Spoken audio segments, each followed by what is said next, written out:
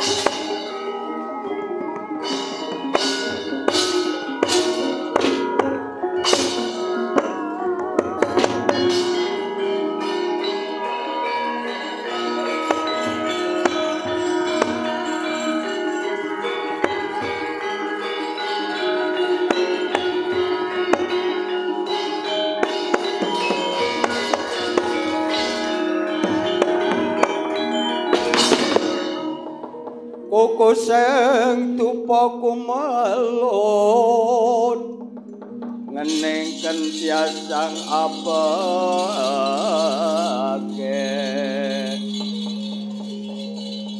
kawangku sagung jajahan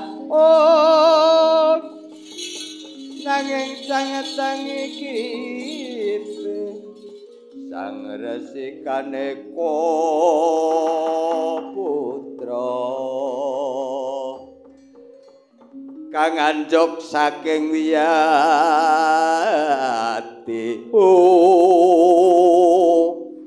wong milahing sekaring bawana langgeng kakang resikane putra kakang punapi adik guru andaku dateng rawuhipun rakanto ing suduk pangudal-udal. Bergenjong pak pong buk doyong kali boyong kaya kali sidi sapa sing gawe. Adi guru wonten wigatos sing menapa dene paduka angempalaken para pranakan Jawata. Kakang kula aturi menggalihaken bab kawontenan wonten ing dukuh Pringapus. Wonten menapa Adi Guru? Iki mau aku lagi wae mentas saka yaiku dukuh Pringapus. Kakang apa ora ngerti yen dene iki Bagong kuwi bakal bangun desane, bangun dukuhane. Nanging gawe srana nganggo tumbal pelem pratangga jiwa lan jajambu dipur nirmala. Oh kados mekaten Adi Guru. Menika sae Adi Guru. Titah ing Arcapada senajan to Bagong menika saged gadah gegayuhan ingkang kados mekaten ingkang kadukung dening para warga agung menika leres-leres tindak ingkang sae Adi Guru. Monggo dipun ulungaken nanging ana seranane Kakang. Kados pundi? Iki Kakang Semar kudu nyembah marang aku. Panjenengan menika klentu Adi Guru. Panjenengan menika klentu. Ki Lurah Semar menika rak kelebet kadang werda saking Adi Guru. Iya Kakang pancen kaya mengkono. Lah nggih. Lah kok apa umum wong tuwa kok nyembah marang adine sing luwih enom. Kakang apa ora ngerti yen to aku iki dadi ratuning dewa ana ing kayangan Suralaya. Lah, senajan ratuning dewa menika tasih wonten sak dhuwure Adi Guru. Inggih menika Sang Hyang Akarya Jagat ya Sang Mahanawa Nasa. Kuwi kang bakal ngerehake marang pakartine Adi Guru. Kakang Resi inggih. Nanging Kakang iki wis bakal dadi sabda pandhita ratu dene sapa wae kang ora manut karo peperintahane Pukulun Sang Hyang Girinata Jagat bakal tak jabel bakal tak cabut nyawane cemplungake Kawah Candra Bimuka. Wah, Adi Guru, kula namung sedremi ngemutaken Paduka pun gadah niat ingkang kados ngaten menika klentu Adi Guru klentu. Monggo tindak menapa ingkang badhe dipun garap dening para kawula menika kedah kita teliti, kedah kita tingali supados benjangipun Adi Guru menika boten klentu. Menika mangke wonten kahanan ingkang bolak-balik Adi Guru. Dewa dadi titah, titah dadi dewa. Lho niku Adi Guru kula emutaken. Mpun kagungan kersa ingkang kados ngaten.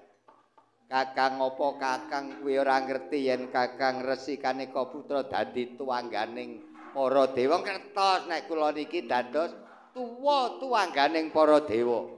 Kakang arep dikaya ngapa aku ora bakal yaiku jabel apa kang dadi kandhaku.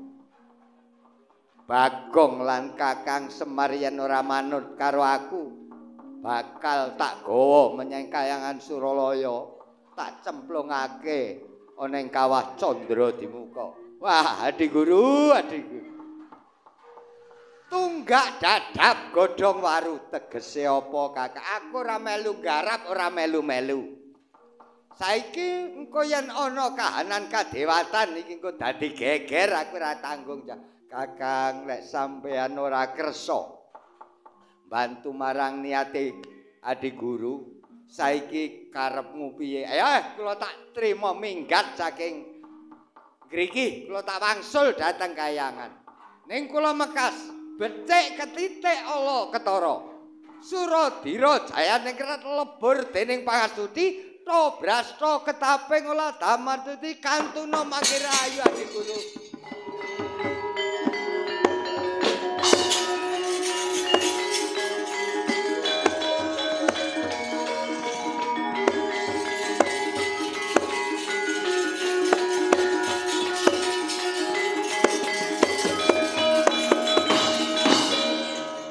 Bathara Indra, kula wonten adhawuh Pukulun. Brama, kula wonten adhawuh Pukulun. Nyamadipati, kula wonten dawuh Pukulun. Aja wedi kangelan. Iki dina rangketen Bagong. Yen perlu karo Kakang Semar kudu digawa menyang Suralaya. Merga wis gawe werange Pukulun Girinata Jagat. Kasinggihan menawi makaten dawuh duka kula badhe cemadhong dawuh aja nganti saiki ora enggal budal aja nganti ngenteni dina liya ayo enggal budal tumuju goleki Bagong lan Semar.